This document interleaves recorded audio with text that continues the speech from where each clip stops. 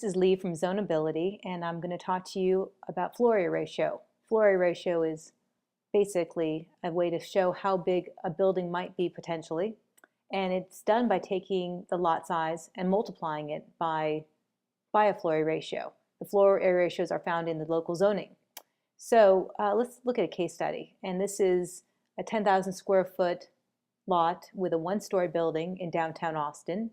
And let's just imagine that the floor area ratio were 0.50. If you multiply 10,000 square feet by 0.5, you'd get a 5,000 square foot building size, potentially. But if that floor area ratio were 10, it would be much larger, more like 100,000 square feet. So with Zonability, we run these calculations for you, but it's nice to understand the concept behind that. Here's another case study, and this is a downtown neighborhood known as Rainy Street.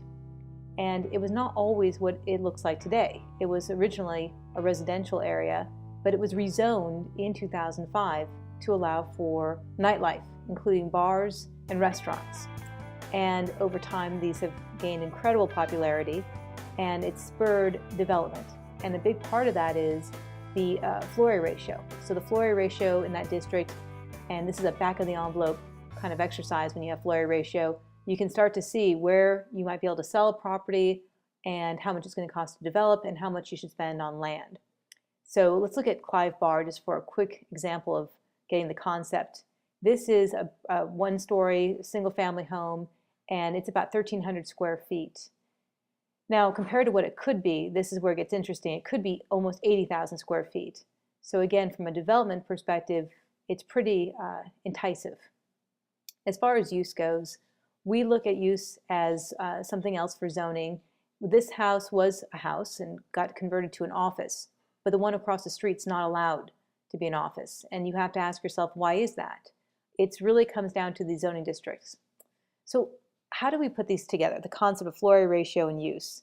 This was a house which had lots of extra land, and instead of adding on, they decided to create a second structure and rent it out. The takeaways from this video will be made available to you to help you understand the concepts a little better. And I leave you with some photos of what I consider real interesting opportunities for development and say what could be beyond what you see.